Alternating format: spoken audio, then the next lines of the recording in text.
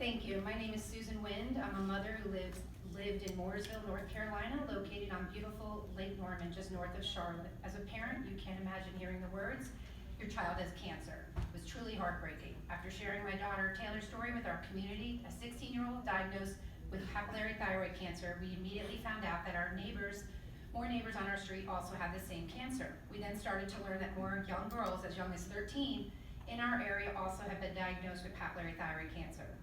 My phone kept ringing with calls from mother after mother. The numbers were not adding up. Thankfully, my daughter's doctor put me in touch with a research team from Duke University's Nicholas School of the Environment who agreed to conduct an environmental study if I could get the funding. While taking care of a sick kid, I raised over $100,000 to fund this study privately. The study is underway, and as of today, we confirmed we lived in a thyroid cancer cluster. Mooresville has had significantly higher rates of thyroid cancer for over 20 years, and nobody knew. The state of North Carolina had this data but took no steps to notify the community or understand why there were elevated rates of cancer. Throughout this time, I started to put my skill sets to work. I have a master's degree from Rutgers University in criminal justice. My background consists of working as an intelligence investigator, an analyst, a GIS mapping specialist, a grant writer, a researcher, and statistician. Hundreds of hours of an investigation began for me. I started to listen. It was not just thyroid cancers, it was a lot of cancers. Local residents were getting cancers, local kids were getting cancers, even the dogs and the cats were getting cancer.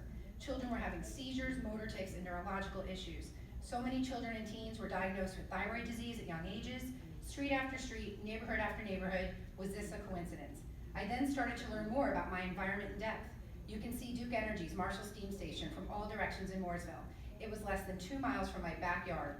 This specific site contains approximately 63 million tons of coal ash.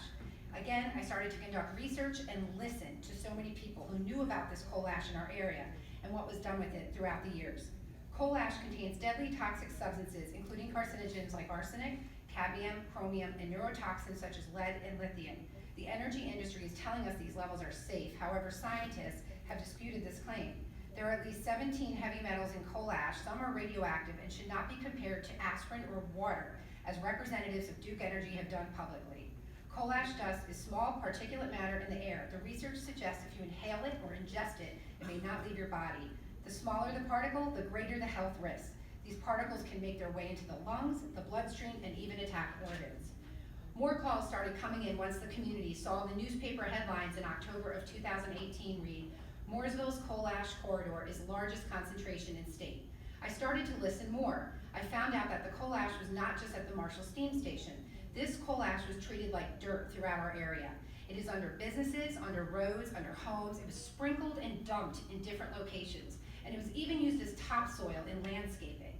The documentation is incomplete because the disposal of coal ash was not properly regulated. Landscapers with cancer started to approach me. They have been spent years putting coal ash mixed with topsoil in yards throughout communities in Lake Norman. I also learned that 40,000 tons of coal ash was laid next to our local high school in 2001. My daughter went to that school, along with many other students who were diagnosed with various cancers, including thyroid cancers, brain cancer, non-Hodgkin's lymphoma cancer, leukemia, testicular cancer, and other rare cancers. Some of these kids have died. After learning what coal ash was and meeting so many people with cancer in my town, I used social media to research and connect with many families in other towns with the same coal ash problem.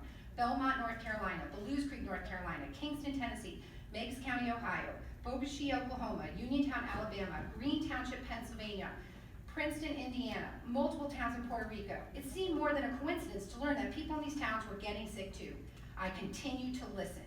The only people who will say this coal ash is safe are the people from the coal industry, including the coal burning utility companies and their paid consultants. The fact that the head of the EPA is an ex-coal lobbyist is deeply concerning. Coal powered this great country for over a century. Utility companies got away with improperly disposing of this toxic dirt for decades, and now we are left with pollution that put our communities at risk and decision makers who seemingly work for the coal utility industries and not for the public. It is completely irresponsible to deregulate coal any further so utility companies can save a buck. Until the government can prove that this coal ash is safe in our water, soil, and air, and that it is not responsible for any cancers or any illnesses in each of these towns across this country, environmental rollback should not even be considered. Parents like me should not have the burden of proving that coal ash is dangerous. You, the elected officials and regulators, work for us, not the utility companies. You are in a position to protect the health of our families and future generations. You are allowing massive corporations to influence our scientists, lawmakers, and regulators. This needs to end. This should not be a political debate. Health should come before profits, money, and political agendas. People are waking up, more studies are being conducted, more people will become sick and even die. It is a shame that the American people will continue to be used as guinea pigs while the coal industry denies there is a problem. To the utility companies, your tobacco moment is coming soon. I listened, and I hope you are listening too. I will be leaving pictures of all of the necks in our town. I have a collection of a lot of people with thyroid cancer, hundreds and hundreds of people in our town. Thank you very much for listening to me today.